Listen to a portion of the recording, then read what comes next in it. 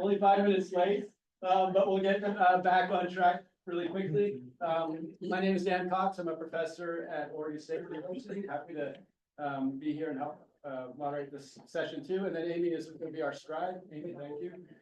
We got 3 talks. Diego, Ignacio, and Robert are going to talk about PTHA. Ish. Okay, thanks everybody. Okay, I got my 20-minute timer going. What I'm gonna talk about today is about something we've already heard about throughout most of the morning, is that earthquakes are complicated and they're messy. And so specifically, I'm gonna talk about 2 things. The slip distributions and the kinematics of the earthquakes and how we try to incorporate that into tsunami hazard assessments. And I think in so doing, maybe I can also help to motivate how we're gonna deal with, is it locked, not locked, coupled, not coupled, is the splay, no splay, some kind of splay, is it segmented, unsegmented, and how logic trees can help you with that. The concept of PTHA, I think the first time it was written about is borrowed from PSHA, was by Eric Geist and Tom Parsons. This is a seminal paper from 2006. And I'm gonna try to explain to you in a minute or less, just the basic concepts of how it tries to turn this into an estimate of a hazard. The basic equation of PTHA is this, that there's a tsunami amplitude, usually eta. And so the statement on the left says, what is the chance, the probability that the tsunami is larger than some threshold that we're interested in, 10 centimeters, a meter, 5 meters, 10 meters. And so that's what that says on the left. That's what you want out of your calculation, the likelihood that the tsunami is going to be a certain size. Now, what goes in on the right-hand side is a summary of all the scientific knowledge and state of the field. That's what that side tries to capture. What are the kinds of things that are possible? So that product that goes from 1 to n is trying to sum or multiply over all the things we think are possible. And that can be just the number of magnitudes we expect for a region. So if for Cascadia, we think tsunamigenic events that we care about are from 7.5 to 9.2. Maybe we break that up into 0.1 magnitude bins and we end up with 16 or 17 things in there. But maybe, I just looked a little bit, oh man, the big reveal. But this product could also be over other types of things, coupling models that we're gonna think about, splay or no splay. So it's really, think of this as the thing that is trying to have an accounting of all the things we think are possible. Then there is the rate of occurrence of those things, the geologic constraints. Do we think it's every 500 years, 1,000 years? Is there something like a Gutenberg-Richter distribution, which is what seismologists like to think about? And the return period that you are interested in for your specific application, 100 years, 500 years, 1,000 years, 2,500 years. Are you designing a single-story dwelling or a nuclear power plant? Might use that. And the bulk of this presentation is about this little guy. That's the nuisance, the conditional probability. Given that all of those things happened, yeah, it's twitchy. Given that all of those things happened, that earthquake at that rate for that return period of interest, what is the likelihood that given that that event happened, that segmented rupture or that full margin rupture, what is the probability of exceeding that threshold of interest given that kind of earthquake? And that's a very complicated parameter. It's the source of most of our headaches. If you do it right, you end up with something like this. This is a hazard curve. This is for a specific region here at 41 North. That's what that 41 means there. And depending on each of these assumptions, different kinds of coupling models, you end up with a hazard curve that says the likelihood of exceeding a 10-meter tsunami is this annually. The likelihood of exceeding a 1-meter tsunami is this every year, and so on. And then I can give this to folks like Ron, and then you can make engineering decisions based on your tolerable hazard level or risk level.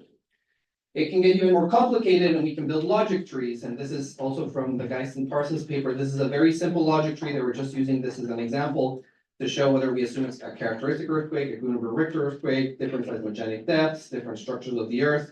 It quickly becomes very complex and we have a lot of branching possibilities. But at each of these branches, this thing exists.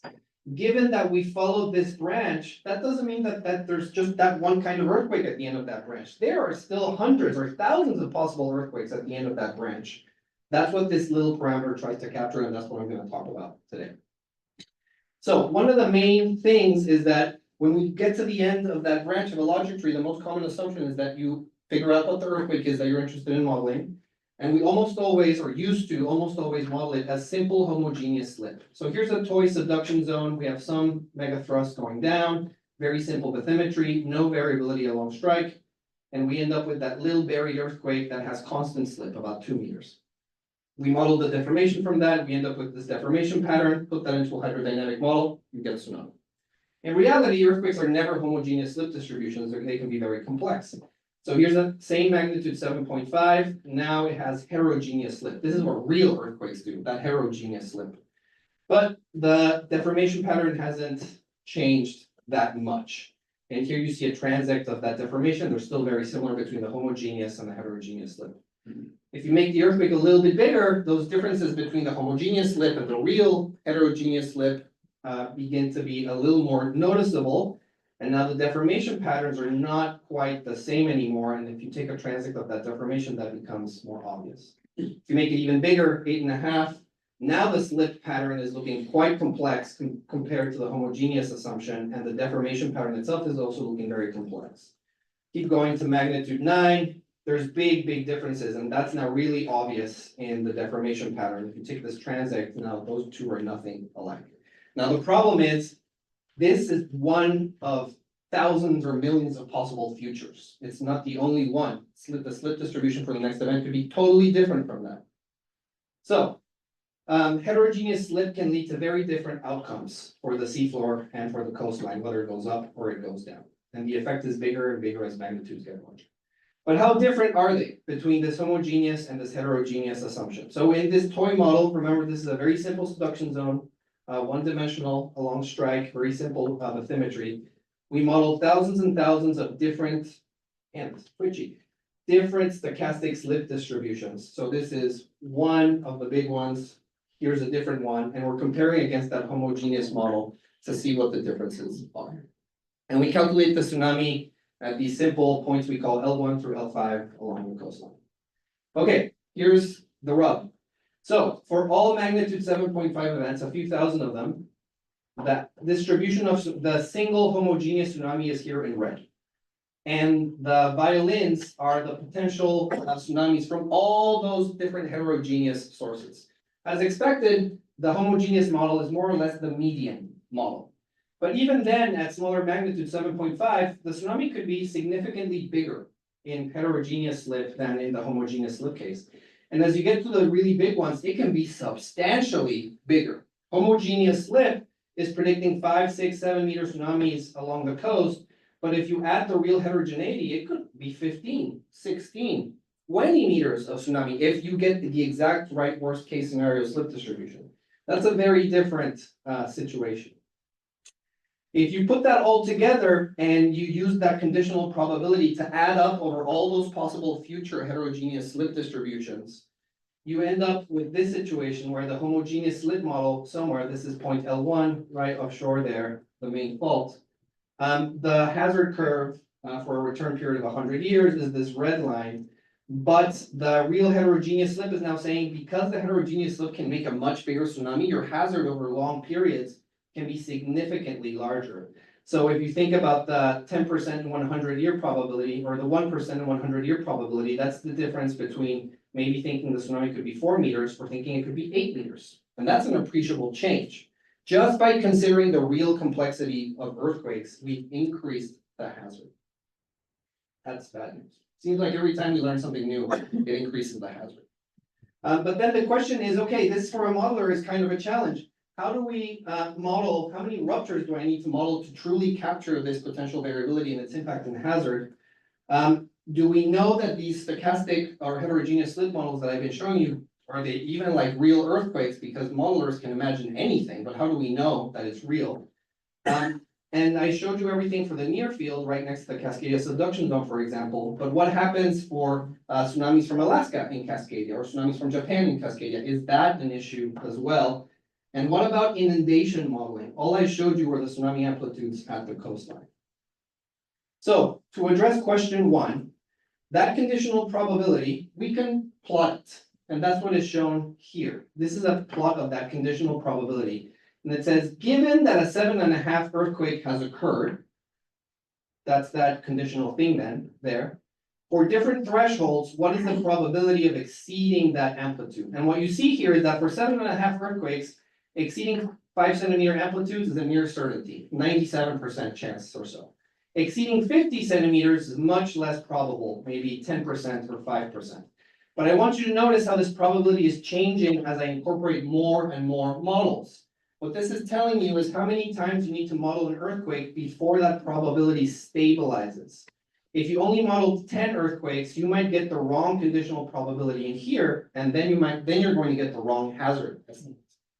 If I look at bigger earthquakes, we're seeing that as the earthquakes get bigger, the likelihoods of bigger things are starting to appear. They're colored over here. Now we see that 3 meters, which had a probability of 0 for 7.5, now has a probability of maybe 20% for magnitude 8s. Going to even bigger ones and even bigger ones. You see, for example, in magnitude 9s, a 5-meter tsunami at some specific location has a 60–70% chance of occurring. Those are the numbers that need to go into this term to produce the hazard curve over here. Now, what is important about this plot is that this tells you that for this specific setup, I need to model a couple hundred ruptures at each magnitude bin so that this conditional probability stabilizes, becomes flat. Once it becomes flat, then nothing's changing in here anymore, and the hazard estimate that comes out the other side is now constant. That means I've sampled enough of the real variability of earthquakes to obtain a hazard model that is reasonable. So that answers that question, a couple hundred for every kind of earthquake that you think is possible. Can we model realistic ruptures? Is this process of the stochastic ruptures reasonable? And the answer is yes. Semi-stochastic modeling, like what I've shown you here, has now a history of, 25 odd years, and people have been doing a lot to validate it. It is used in PTHA through the CyberShake project, if you're familiar with that. And what's nice about it is that I can model really complicated things. Here's the Alaska subduction zone, and I'm showing you different stochastic models there. So it's really efficient. I don't know, Fabian, if you have a poster later, but what we really want is to live in a world where we run fully dynamic rupture models. Those are really computationally expensive, but they're far more accurate in terms of capturing the physics of the world. But it's really hard to think of tens of thousands of dynamic rupture models. So we use this reduced physics approach we call semi-stochastic kinematic modeling. And it works. What David Small did here for his PhD was he compared the outcomes of these semi-stochastic rupture models against known big events. And we see that if you run enough of these models, you get earthquakes that look like real earthquakes. So here is the known slip distribution for the Indonesia earthquake in 2004, and here's one realization of that stochastic model. If you run enough, you'll get something that looks like what has happened in reality. Here's the same thing for Chile. This is the real slip model from Chile. Well, real is maybe an overstatement. This is an inversion for the slip model from Chile, and this is the outcome of one of these semi-stochastic runs. If you run enough models, you get something that looks real. We did it for Japan as well, and what is shown here is the similarity metric. What that means is the comparison between the stochastic model and an inversion, so you want the similarity to be 0. And as the similarity is reduced, we get tsunami models that recreate what happened in 2011 more and more. We can inundate close to 100% of the points that were inundated in 2011 with a semi-stochastic model. And so these kinds of validation efforts show that what comes out of this process is reasonable. These are passable copies of real earthquakes. So that answers question 2. Question 3, do we have to worry about this for far field sources as well? I'm sorry, but yes. And that has been answered before by Gareth Davies and Jonathan Griffin down in Geosciences Australia. When they did the PTHA calculation for Australia using far field sources, they saw that if you use homogeneous slip, you get a hazard that looks like this. If you use heterogeneous slip, you get a hazard that is higher, just by virtue of considering the real variability of real earthquakes. Question 4, what about inundation modeling? Sean Santillanes, who is somewhere in this room, has been working on that, and he's been looking at the t-shirt ruptures that Harold already alluded to. And when we compare a t-shirt rupture, this is L1, versus a suite of stochastic rupture models that has the same dimensions as the L1 source, we see that there can be significant differences. So here's Long Beach, Newport, and Crescent City, where we're now doing inundation modeling, not just modeling to the coast. And we see, this is colored by inundation percentage. We see that depending on the luck of the draw, some sources that are exactly the size of the L1 source will inundate some points. Some sources will inundate all the time, some points will not be inundated at all. And the comparison here is to the black lines, which are the present day tsunami evacuation lines. So for example, in places like Crescent City, we see that there's places outside of the inundation evacuation zone that are inundated frequently by these stochastic L1 sources. So we need to consider this real earthquake variability, not just as a tsunami at the coast, but we need to be doing inundation modeling for each of these thousands of potential candidate slip distributions. And what Sean found as well, which is really interesting to me, is when he compared the L1 and XL1 sources, the red and blue lines are the amplitude of the L1 and XL1 source at a specific point shown here in ocean shores. And this is the distribution of the stochastic sources for inundation at that point. So what is actually interesting is that the XL1 source is the absolute worst case scenario. When you look at the distribution of potential outcomes from the stochastic sources, XL1 is really far into the tails. It's probably like a 95th percentile type of source. Whereas the L1 source is about a median type of source model. But what you should consider then is if you use L1 to drive your decisions about where to draw the tsunami evacuation lines, then you're using about an average hazard for an earthquake of that magnitude. It could be significantly worse. And we see the same thing for Newport and for Crescent City. And then the last question is, so the conclusion of this is that heterogeneous slip introduces a significant amount of variability into what the tsunami can do. And homogeneous models are no longer an adequate way to sample that variability. Most people realize that now. And so that means we need to consider real slip distributions. There's other complexities to ruptures beyond that. One of them is the kinematics of slip.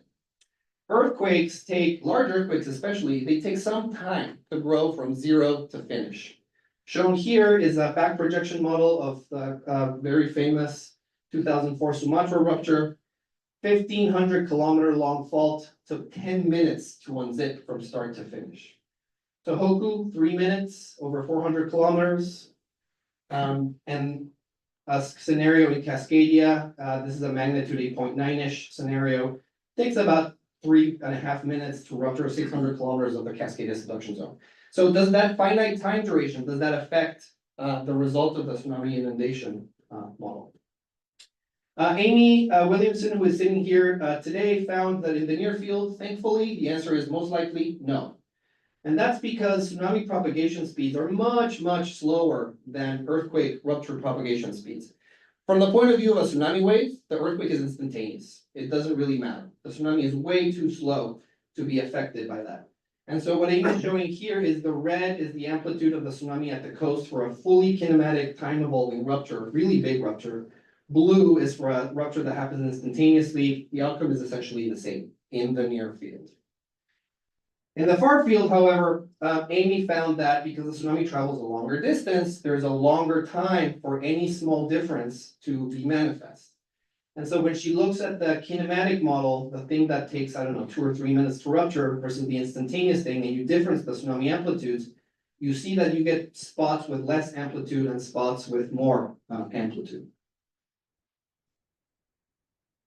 If we do that a little bit more systematically, I'm showing you here an example from Alaska. This is a homogeneous slip model. So without even considering the issue of source complexity in slip, here is a bilateral rupture that starts in the middle and propagates to both sides, left and right, east and west. The reference model is here. This is what happens if the rupture happens all at once, and this is the bilateral tsunami.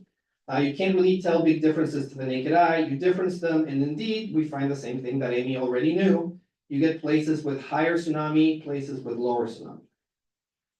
We look at what happens if the rupture is unilateral from west to east.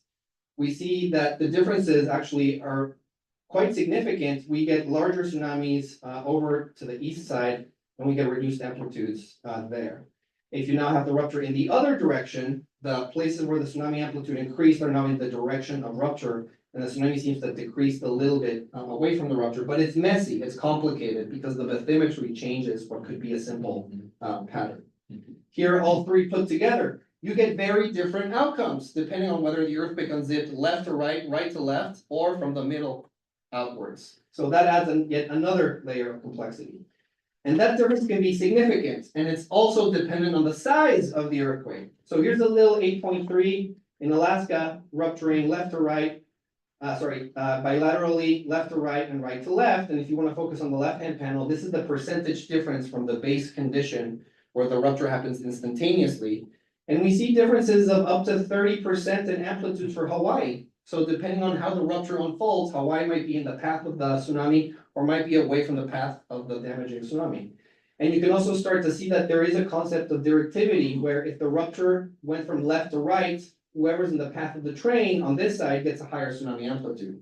If the earthquake ruptured from right to left, then you're away from the path of hazard, and so you might have a more muted hazard. So that's for an 8.3. This is for a 9.3, same situation except exacerbated. So for example, here, Hawaii has a much larger tsunami amplitude if the rupture was east to west. That's the only thing that is changing. The slip pattern is exactly the same. So what that means is that these source complexities, the slip and the kinematics, at least in the far field, can affect the tsunami calculation significantly.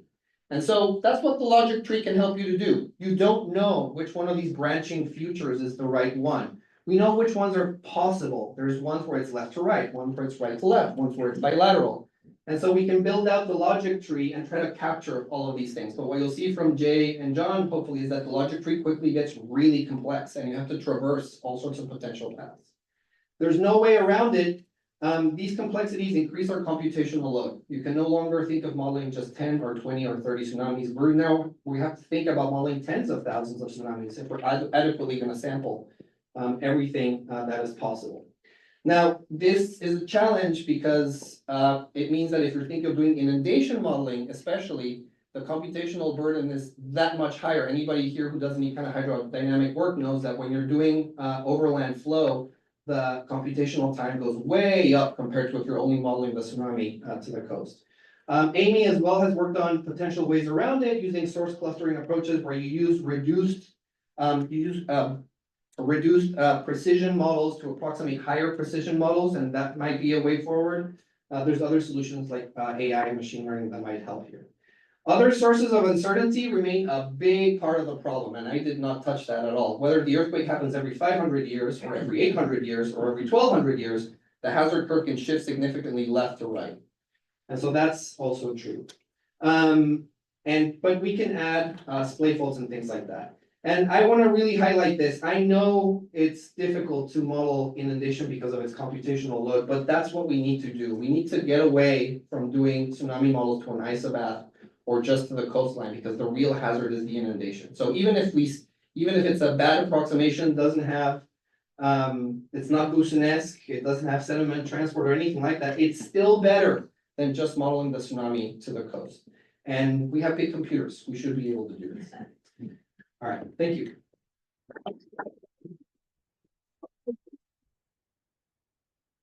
Want to take a question? Sure, I'll take one, just to keep moving forward. Yeah.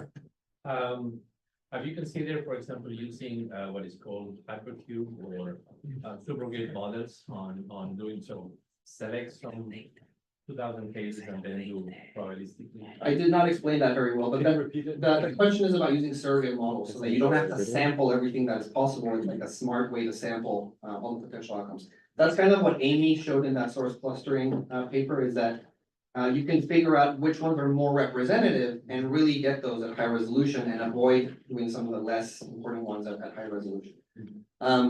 So that was a really interesting paper. So we have thought about that a little bit, but Amy moved on with her life and we haven't worked on that since. Yeah, thank you. Awesome.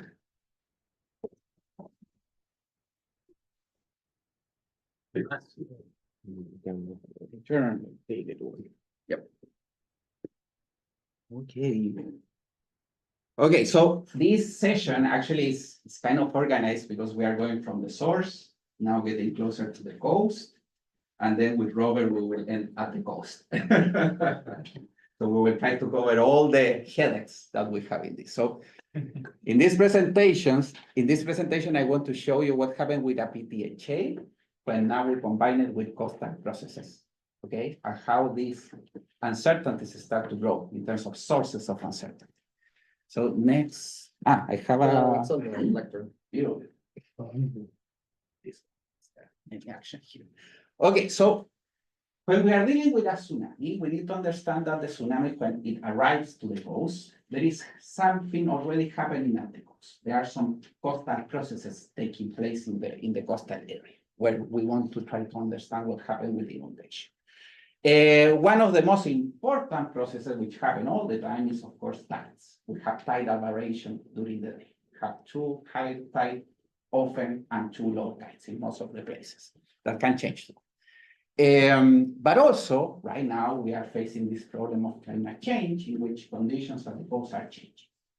The most simple example is related with sea level rise, but also you can have coastal erosion and you have other processes which are affecting and changing our coastal environment. So this is not only nature, also as humans, we are developing the coastal environment, the built environment. We are building ports that are growing every year or every 10 years, we are having an expansion of ports. So therefore, the conditions in that coastal location are changing. That means that in our PTHA, maybe thinking in the future, trying to do this forecast, as Ron was saying, we will need to also think on these processes that are changing in time.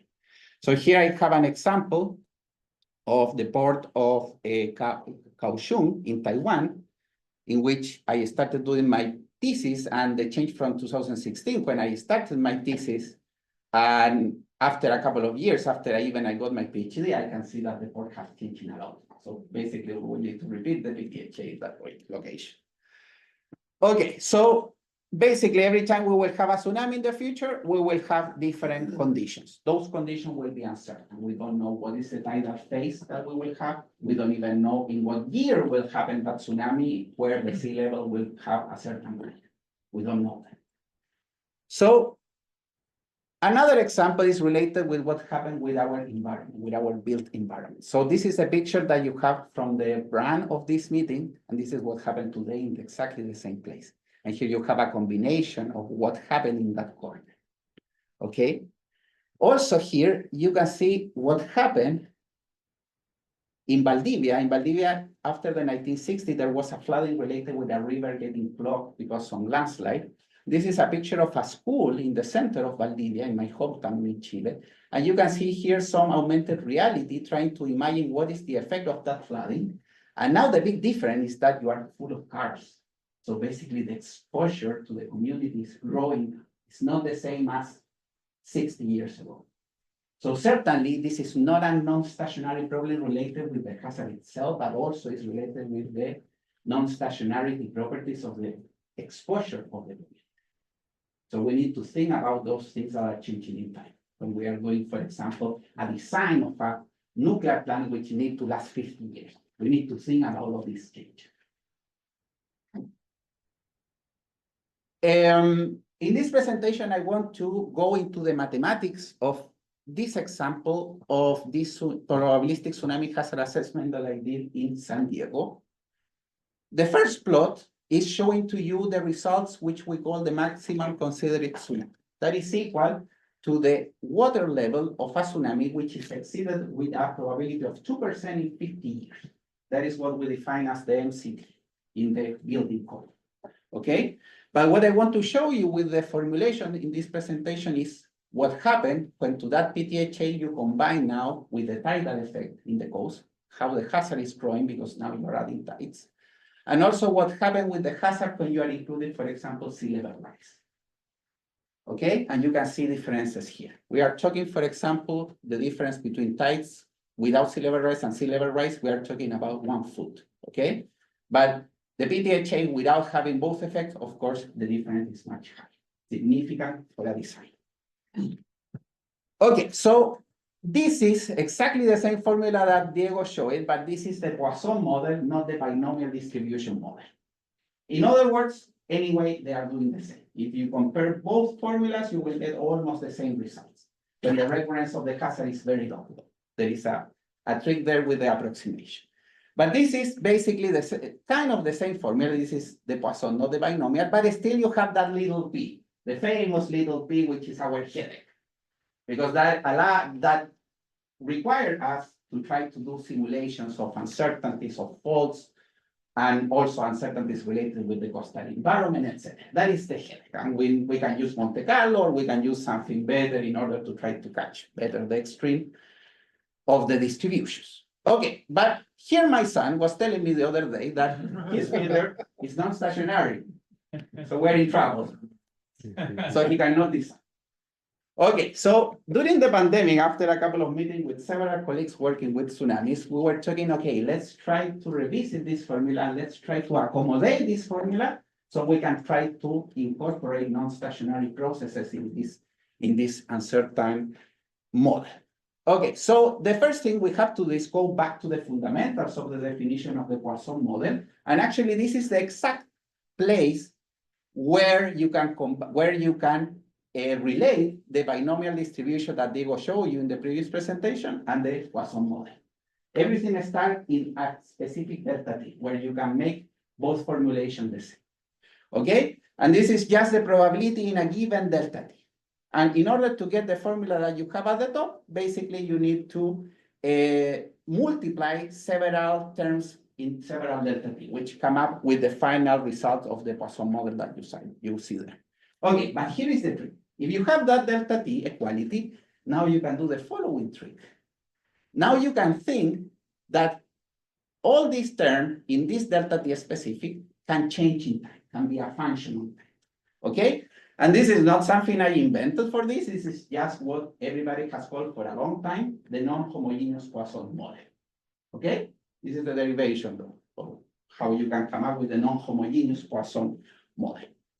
So with this model, basically now you can do the following. You can replace the formulation of the PTHA, which is stationary, to this formulation. And the only simple difference is that instead of having a fixed and constant lambda, which is the recurrence, for example, of an earthquake, and the conditional probability little pi, the little p that Diego was showing before and explaining, basically now you can do an integral and incorporate all the changes in time that you have during your exposure.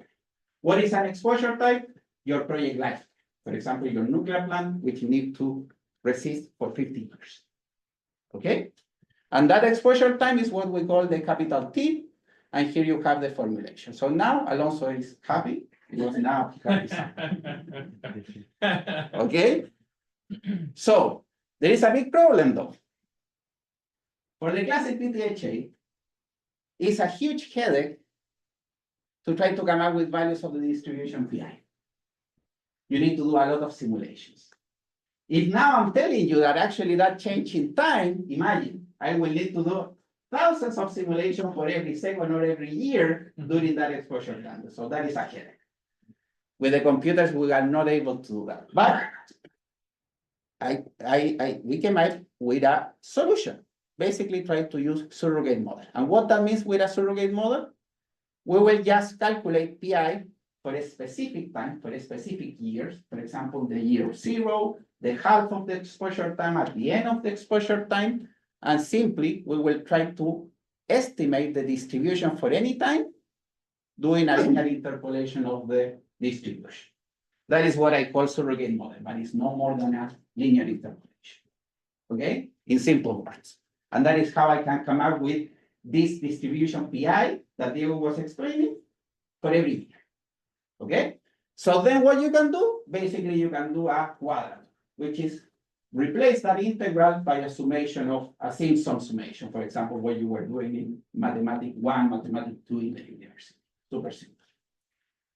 Okay, another problem is related with the tides. The tides actually is a process which is actually much easier to incorporate in the PTHA. We can call something that we call a thinning of the Poisson process, which is basically split the Poisson process in a summation of different processes. So this integral is basically telling you that you will have a pi, for example, related with the high tide, and that will be related with a probability that happened during the lifetime of the project, of the exposure time. For the low tide, you will have another F eta, and etc., etc. So you do a partition of that histogram of tides that you can have in a certain place, okay? So by doing this, also, you can use the collocation method in order to incorporate the tide. And with the tide, you can also play with this estimation of the distribution to incorporate in the formula tides and sea level rise together. Okay, so doing that, basically here I'm just repeating the process that Diego was saying. So I was getting some Gutenberg-Richter law, for example, for Alaska and Cascadia, doing some heterogeneous earthquake model in order to try to fit the simulation of tsunamis, because we need to create many samples for different magnitudes and also for different times. Remember that we are simulating different years. And doing this, basically, and including the tide of San Diego and Los Angeles and the sea level rise projection, one of the projections for sea level rise, you can come up with this, what we call hazard curves. The hazard curves, Diego explained it before. Basically, here you have a certain tsunami, and here you have the probability in Y that you can exceed that certain tsunami height. And here you have two locations in Los Angeles, in San Pedro Bay, and two locations in San Diego. Okay? And what you can see in these three curves is that the thin line is the classic PTHA without including tides and sea level rise. The black one is the one including tides, and the blue one is the one including tides and sea level rise. And of course, the hazard is getting bigger, okay, for low recurrences.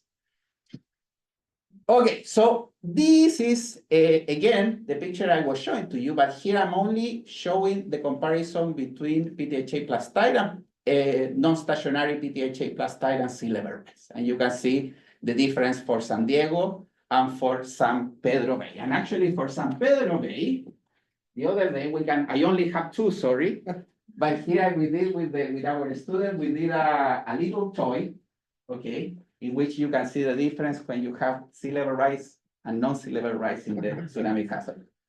Playing with this toy from the 90s, lenticular cards. Okay, so far, we have included tides and sea level rise. However, for the tides, we have assumed that the tide is a certain offset, a certain change of the level. We are not in this methodology that I showed you before. We didn't consider that the tide is changing in time, okay? In 6 hours, you will have a huge change of the tide at phase. And typically a tsunami, a long distance tsunami will take 10 hours to develop. Sometimes you will have the maximum, not specifically at the same time, you will have changes in when you will have the maximum tsunami. And that can become a headache, because you cannot consider that you have a constant. You will have a change of the tide in that time. Also, in this video, what I wanted to show you is that current. That is a tidal current happening in Chacao Channel, in South America. That is southern Chile. The currents of that tide is huge. And actually, some years ago, we had to do a tsunami hazard assessment in that location. And of course, our first fear was, oh my God, this tide will start to interact with the tsunami.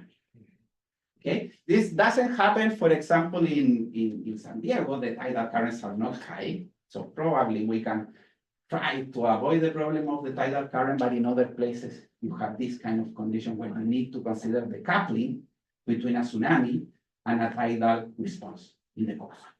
So this is just the typical equation that people working with tsunami know. This is the nonlinear shallow water equation. So the idea is to include the forcings of the tides and the tsunami in this equation and try to make them play together.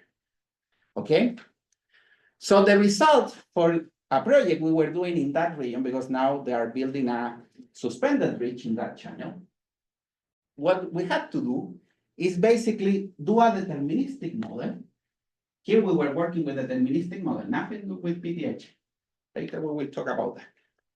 But here what we did, what I had to do, was to do a regional model of the tide around southern Chile. Okay, that took a lot of work. I spent like 3 months working on that regional tidal model because I really wanted to have a lot of resolution in the place of the project. And then in that model, I was including acoseismic deformation at a certain time, which was creating a tsunami. Okay, and these results are very relevant. What you can see here at the top, this is the surface elevation. Well, This is the surface elevation of the tsunami without tides, without tidal. 1 minute. This is the current without tide, and here you can see the difference when you are including the tide, a specific tide, a worst case scenario, which is when you have a certain condition of the tide that draws the sea. Okay, so basically we can show that we can do this computation. The problem is that making this modeling takes a lot of time. Therefore, we need to try to find some other ways to try to simulate this, try to simplify them. And one of the solutions that I was developing a couple of months ago with my students was to try to think on a tsunami model. For example, this is Concord, which was developed by my advisor and some former PhD students. And I was thinking, okay, let's try to at least add the temporal tidal variation without currents. And this is the result of a simulation using the tide of 1960 and the earthquake of 1960, which need to arrive to San Diego area. And here, what you can see is actually the tidal variation in San Diego, okay? And here you will see the velocities related with the tsunami. So when the tsunami arrived for 1960 to San Diego, actually they were very lucky because the tsunami arrived with low tide. However, the problem is that actually the maximum tsunami didn't even happen with the leading wave. It happened later when the tsunami was reaching the high tide. Okay, and actually here the blue one is the record and the red one is the simulation. You can see that actually the model is doing a good work trying to simulate that tsunami. So that is what we are doing. What we want to do is include the tide, try to minimize as much as possible the complexity and the sophistication of the model so we can run fast simulations and we can fit our PTHA. Another problem that I don't have to talk about, but it's also related with a very important source of uncertainty, which is the lack of bathymetry data in coastal areas, okay? And some years ago, we tried to do a model of the uncertainty related with satellite bathymetry, which covered 80% of the bathymetry that we use in all our studies. So I was trying to come up with an idea of what is the impact of that uncertainties in tsunamis. Also, when we are in a coastal region, sometimes we have sparse data. So what I wanted to design in this study was to do a stochastic interpolator, where in the model where you have measurements, you can say that there is no uncertainty there. But in between points, you try to add uncertainty, okay, related with a fractal model. Okay, here I will stop. And basically, these are the results. You can see that the uncertainties of bathymetry in places with data, you can see that the leading wave of the tsunami actually is not so impact, but where the impact actually happened is with the trailing waves. And what is the big headache? Sometimes the maximum is not in the leading wave, it's in the trailing waves. So we need to think about what is going on with the bathymetry. Okay, so it's open, there are many open questions, but I hope this will help for the discussion. Thank you.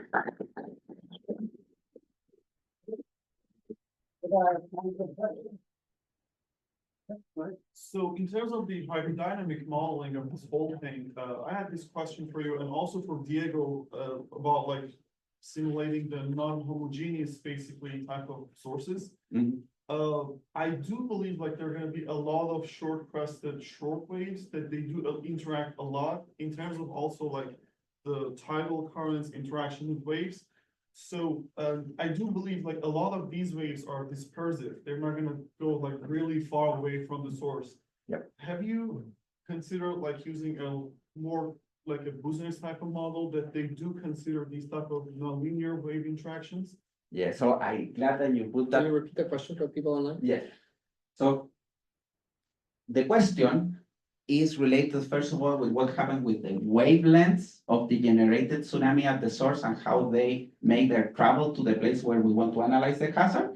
And second is about the sophistication of the governing equation we use to solve this tsunami propagation. This is an excellent question, and actually we forgot to talk about that in the previous session. When we are dealing with tsunamis, we don't only need to take care about the amplitude of the tsunami, but let's focus also on what happened with the wavelengths of the wave we are analyzing. Because sometimes those waves will have a certain wavelength, which will make them to play with coastal environments, and they can even have some coastal resonance. So wavelengths are very important. Now, in terms of the business model, right now we have a lot of capacity to even improve the models, because now we can run a business wave model, even using the, for example, the resources from PatliNet, the Celeris, you can even run online a tsunami problem using the business wave. The business wave is a weakly dispersive model in which you can add some dispersion related with the waves, fully nonlinear, weakly dispersive. So yeah, that is a next step. Incorporate all these things into a business wave model for sure. Yeah. Now, the good thing is that in the comparison of the 1960, it seems like anyway, we are doing a good job bringing tsunamis from Chile. But that may not be true, for example, for short wavelength tsunamis. Yeah, we need to take care about that. Yeah. Yeah. Very good. Okay, we are now in the discussion phase, and similar to the first session, we're going to give everybody a chance just to chat with your neighbor for about 2 minutes. You can read the questions that are up here. These are questions for guidance. We're going to give you 20 seconds to read them.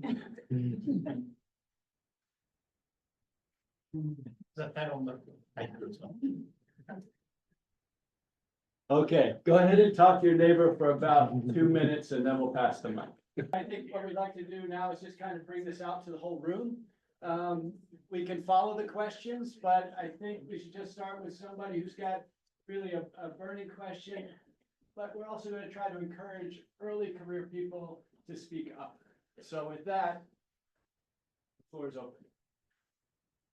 Especially to early career people. All right. Raise your hand if you're an early career person. Well, I don't know. All right, Claudia.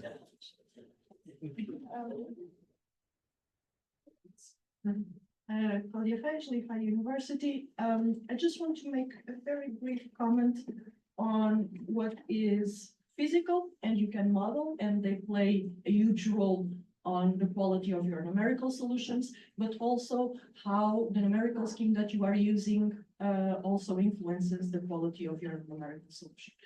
And we know since the 70s that we have a manual of benchmarks for tsunami.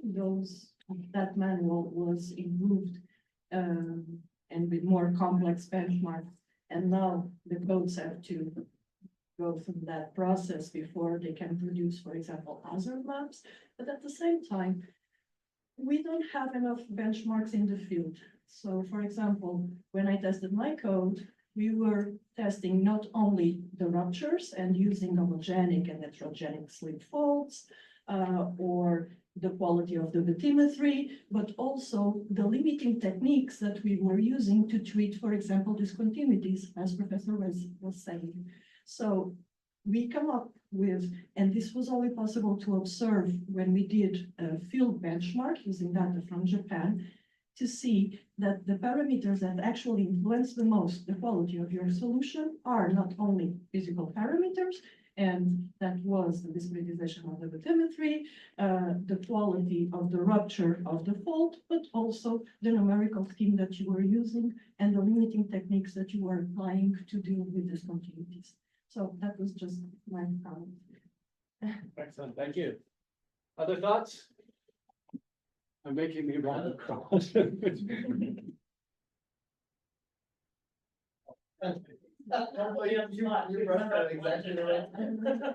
Thanks. Hello, I'm Jen from Oregon State University. So I think all of these three topics talks are very cool, very solid based on either physical based or statistical based approaches. But one comment is we may think about it broadly as not focused on the science from the earthquake or tsunamis. That's because this only one important piece to inform the risk assessment or mitigation adaptation to futures.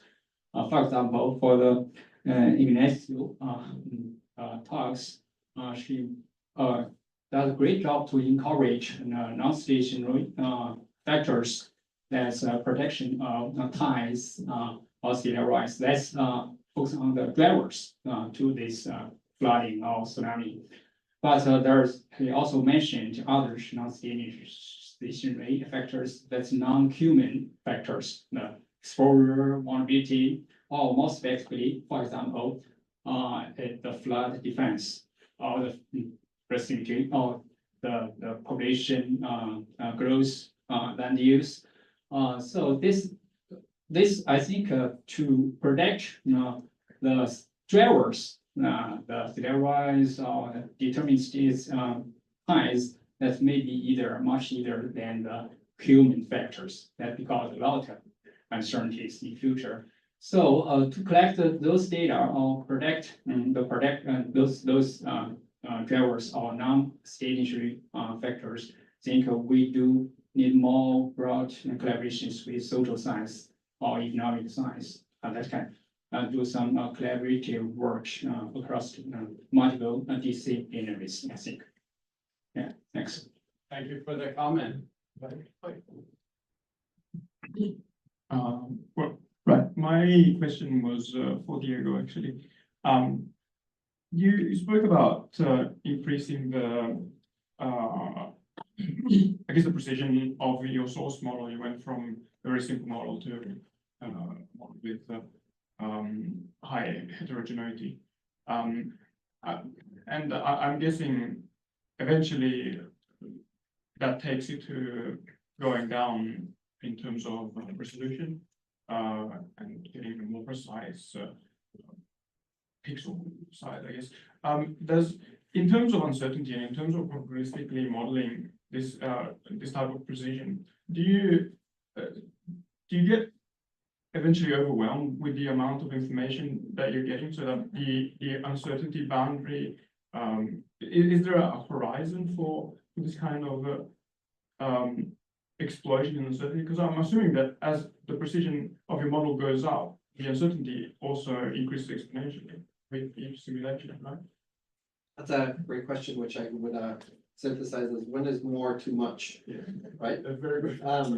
And yes, and that's why earlier today, I said the more we know, the more that the hazard goes up. Yeah. And that's usually at the longer return period, because more uncertainty leads to more hazard. It's not necessarily that the world has become more hazardous, that our lack of knowledge becomes more of a problem at the longer return period, because that's when these things we're not sure about can happen. And so as we gain new knowledge, what we're doing is making the uncertainty narrower, and that has the welcome effect of making the hazard lower. In terms of specifically with the source, what's nice about it for earthquakes, we haven't talked about landslides, volcanoes, and the other kinds of tsunami sources in this meeting. But thinking just about earthquakes, what's nice about it is that the earth is a kind of low pass filter. So when there can be detail, there is detail at the scale of centimeters in ruptures, but by the time that gets to the surface and by the way of deformation of the crust, it gets filtered out. So there's definitely a point at which knowing more fine-scale detail about the earthquake stops mattering for the tsunami. And that's kind of what that conditional probability is starting to show you. Once you've made 200 different earthquakes of that specific kind, you more or less know what's possible in terms of the tsunami. So I don't worry that the more we learn, the harder the job gets. I do think the more we learn, the easier the job gets. But that's definitely a concern. When have we sampled enough that we can say, yes, I now know with reasonable certainty what is possible for that specific scenario. So you answered also my follow-up, which would be, sorry, I guess my follow-up would have been, as you said, does the transfer of energy between the earthquake and the tsunami also kind of smother these variables? Exactly. Okay, it does. Yeah. Thank you. No further questions. Fine, I just want to point out as a counterpart to your question that the same thing happens at the inundation end of the simulations. And if you go to, it's already been said how doing inundation simulations is already a huge step above offshore, and then projection as to what would happen onshore. But just, for example, treatment of the friction, and I mean, in our inundation simulations, we use homogeneous friction models. And you know that if you apply realistic friction models to different kinds, spatially variant, that the accuracy will increase enormously. But in addition, the number of simulations you need to sample to get there will increase. So this If balloons in both directions, both the source and the impact, then I think Ignacio should talk about that, like what happens when we have flow over the built environment, or a sand dune, or a marsh, and 0.025 Manning coefficient is no longer. Yeah, so what, you have different sources of uncertainty, but actually I was thinking about when Ruben or Steven were talking, is every time you are including a source of uncertainties in these models, because you are trying to take care of the low probabilities, even if you have an uncertainty which is centered in zero, for example, the tides, that will always produce a bigger hazard, because you are taking care of that tail. And that tail, even if you have, let's imagine a linear superposition of this uncertain type, you may think that this is like a convolution and it's creating like a diffusion of your distribution. So basically what that means is that your tails will become thicker, and that will increase your hazard. For example, the MCT, which is the 2% in 50 years. So that is basically why you are always, when you add a source, okay, that is a headache, because something will grow rather than going smaller. Yeah. So I guess related to that, that sort of sparks the question, is there some way to encapsulate, all of these extra parameters? How much possible uncertainty could they contribute? And so even if we don't model every single possible parameter, we can say, well, all unknown parameters considered together, we might have an extra factor of 10. So then let's just take that as a safety factor and say that's our additional uncertainty. Does that work, or are we saying like the safety factor has to be infinite? Yeah, just to finish, actually, that is typically when we were doing the tsunami hazard for the industry, we were just saying, okay, what is obvious that it will actually change your tsunami. For example, for the tidal tsunami in that bridge, it was obvious that the tide will actually increase the hazard, and you just go and put it because it was obvious.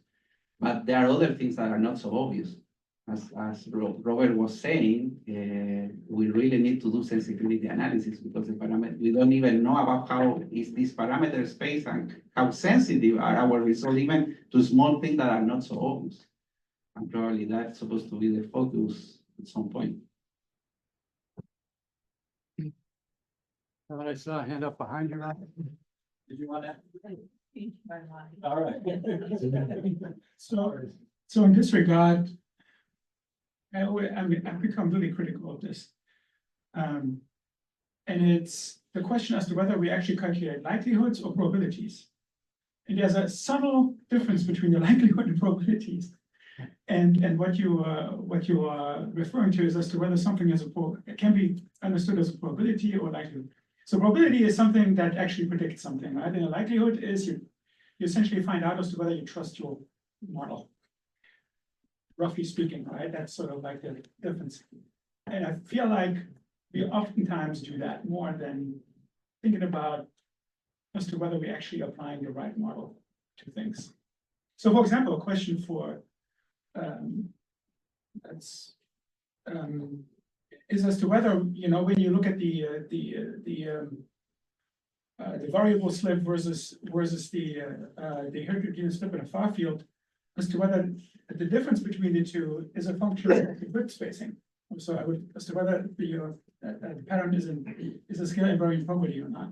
And this can help to see as to whether something is a probability or likelihood. And I think we need to be doing this more often for all the other uncertainty sources that we have. And we haven't done that because of the number of dimensions in the Monte Carlo simulation, even smartly interrogated with some hypercube or whatever method, it's just insane. I mean, we're talking about thousands of years of computational time, not hundreds anymore. There's a question online. There's a question on Slack, if I can read it. Go ahead. From Bridget from Togami. Question for people modeling tsunami inundation with future sea level rise. Are you incorporating local vertical land motion rates to get relative sea level rise? We see both long and short wavelength deformation at rates on the order of regional geocentric sea level rates that will affect inundation in I guess that's for you, Ignacio. Yeah. Get started. So basically, we are talking about the relative sea level, which is another big topic in terms of what happened with the relative sea level in a coastal region. And for example, when we started talking about sea level rise in Chile, when I was very young, it's one of my first research I was working with my advisor there.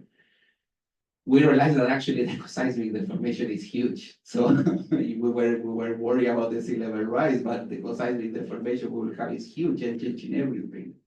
So this was a discussion actually we had in the kickoff meeting. You remember, Diego, how we can incorporate, for example, the seismic deformation in this type of problems, or even the interseismic deformation that you may have during time. That is an open question, I think. We don't have the tools in order to include other type of factors changing the relative sea level. If you believe the projection of the sea level rise, of course, you can go, or even you can do a logic tree to incorporate different scenarios, different pathways. But the model, in order to include, for example, a seismic deformation or interseismic deformation, I think is not clear. Thinking in the context of a PTHA for a project with a certain exposure time. I think that is not clear, at least for me, not yet. So super good question, actually. Good, related, go ahead. Oh, okay, well, I'm gonna take off my glasses, so this is less scary. Hi, I'm Renee Castillo, just starting second year PhD at Ohio State. So really remember low level here. But I hear everyone say like, oh, there's like emergent things that make everything more complex. And so I also hear people say, why not try other things from outside of our field? And so I guess maybe my question is, why not take a step back before we try to say a prediction or a probability and say, okay, there's these emergent variables, maybe that's the wrong word, sorry, that come when we're trying to look at a certain process. And why not use something like eating growth like they use in biology or something like that, where they group like things together to understand the process, put those together, understand the mechanisms there, and then because we have like things grouped together, now we can say something about the mechanics. Put those together and understand as agent-based modeling the interactions then to move forward. And then maybe you could say something about probability or something, but you have to understand what those different groups are doing first and then look at them. But I think a way might be agent-based modeling if people don't already do that. Sorry.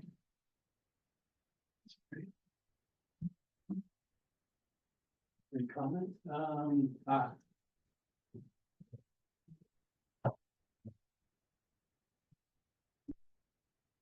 Question for Diego. So I'm curious, with all the PTHA work that you've been doing, so have you been able to, and I was thinking about your comments here, have you been able to do some sensitivity testing, looking at adjusting different parameters and their relative contribution to the tsunami that's generated and so on, and in terms of figuring out which are the high priority, which are the most important factors, which have the least impact, that type of thing, to again, help kind of constrain the areas. Because I think, within this group here, the biggest area of uncertainty still ultimately comes down to the earthquake source and the parameters there. And that has by far the greatest impact in terms of the inundation that takes place. But all these other factors are very important. We've been simulating tsunamis using variable friction. We've been incorporating dynamic tides. And yes, it does actually have a pretty profound effect. Well, sorry. It has an effect, but relative to varying earthquake source parameters, it's fairly small in the scheme of things. So sensitivity testing.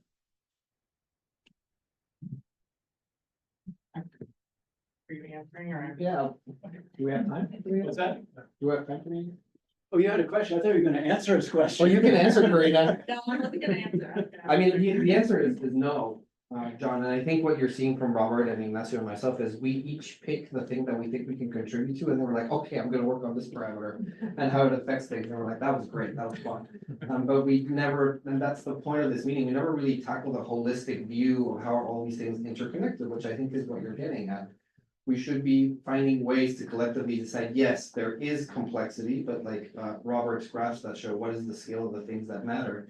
If we just grab these three things, the recurrence rates, the earthquake source, and the tides, we're like 95% of the way there. Maybe at sea level rise, now you're 99% of the way there. If we could come to that consensus, that would be a major step, because we then have decided that's the thing that matters, let's do that. And once we get that really well done, we can add these other little pieces. But the short answer to your question is no, we haven't done that. We do it, we got, I think, 5 minutes or so, right? Yes. 8. All right. Hello, Karina Allen. I'm with NOAA.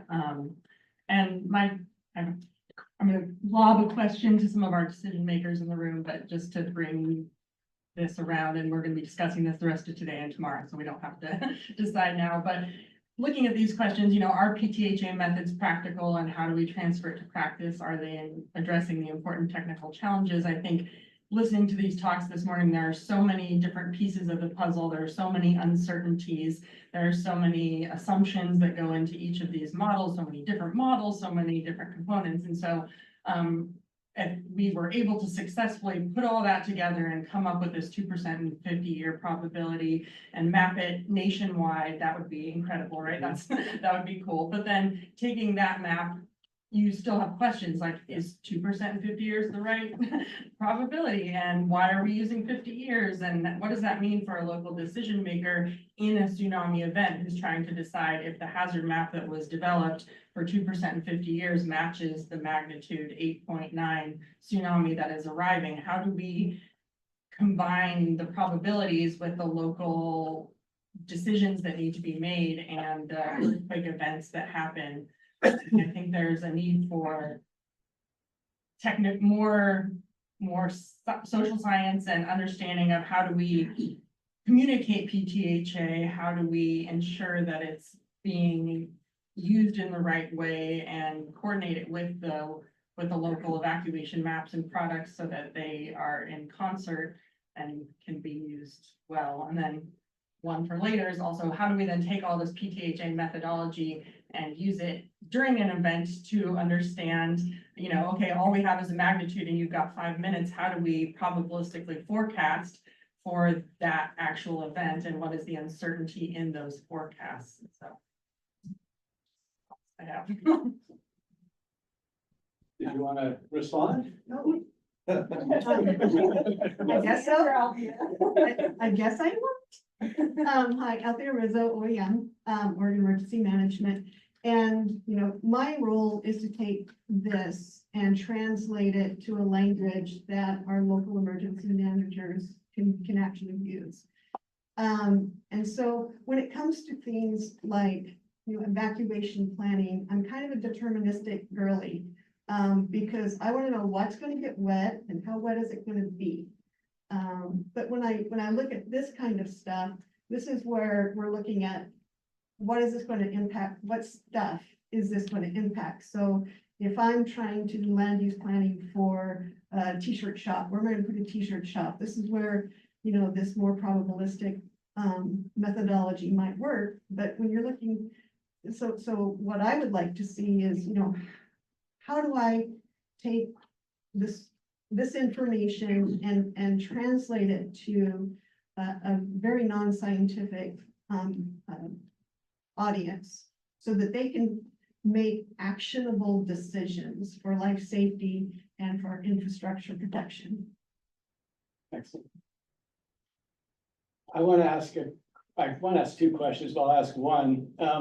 Long before PTHA was PSHA, right? So we already have the seismic maps. Now we're creating tsunami maps. Is there a need to create a joint seismic tsunami map? And would that be maybe a recommendation that comes out? So I think that's one issue. I think another issue I have is, imagine this Cascadia region. Canada is here, California down here, and you can create a PTHA that gives you a 0.2% probability of flooding here and a 0.2% annual chance of flooding over there. But there's not a 0.2% annual probability that they'll both flood at that level.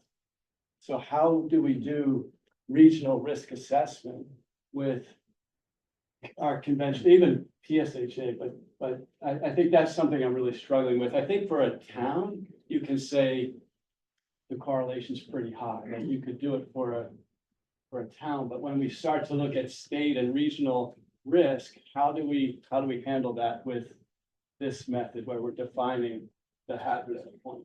So that's just kind of a question struggling. On that second one, Valerie, who's there, Valerie's still here. One of the things in PSHA that I've heard about that are sort of novel and interesting is how to add spatial correlation into the ground motion estimates.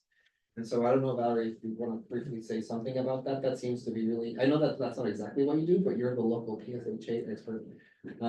That seems to be impacting that outcome. And so we should always, PSHA is way more advanced than PTHA. And so I think it's always wise to be looking at the neighbors and seeing what they're doing so that we can eventually converge someone. Sorry, I'm sorry to put you on the spot. I guess you mean it's sort of an orthogonal. Yeah, exactly. And so you, from what you've heard today, do you see us trending in that same direction with PTHA? Qualified exam question. I suppose so. I think I might, maybe this is just my ignorance in terms of tsunami modeling, but I suspect that it's in some ways incorporated in the sense that for PSHA, I think a lot of that comes in the ground motion model itself. And those are ergodic because they're empirical, whereas these are physics-based, right? And so if you already have spatially varying bathymetry, then in some senses, you already have the spatially varying coefficients baked into that. So I suppose ways in which I suppose you're already doing that in some senses, but I'd have to think about it a little more. And the rates. Yes. And I think this will be I'll make a luncheon. okay, great. You know, one thing I wanna maybe warn everybody here is that when you look at things like the seismic hazard maps that USGS produces, you know, for the nation and so forth, they're very, very valuable. But, you know, you're looking at a single site. You know, when you begin to look at multiple sites, when you begin to look at lifelines, for example, that are very, very large regionally, there's correlated effects and ground motions. And so that seismic hazard map is not very useful. Because if you try to look at, you know, the damage and vulnerabilities and for each of those sites and add them all up, you have a very, very conservative picture of what would happen. What you need to do, I think, is you need to break it down to events. You know, you need an event set where you begin to run an event, see what the regional community, you know, even statewide effects are. You go to the next event, you do the same thing. And then you aggregate that at the end. And when you do that aggregation, then it means a lot more to people like, at least myself and David Helsger, who's EPA, who does a lot of lifeline work as well. Now we can make sense of that. And so, you know, we can, you know, quantify the risk, you know, of a lifeline system. Whereas if we do use it just using the conventional hazard maps, you come up with something that's way too conservative, and an owner is not going to look at that very, he's not going to. Okay, it's lunch o'clock. Yeah, thanks to everybody. The speakers. Yeah, and for last.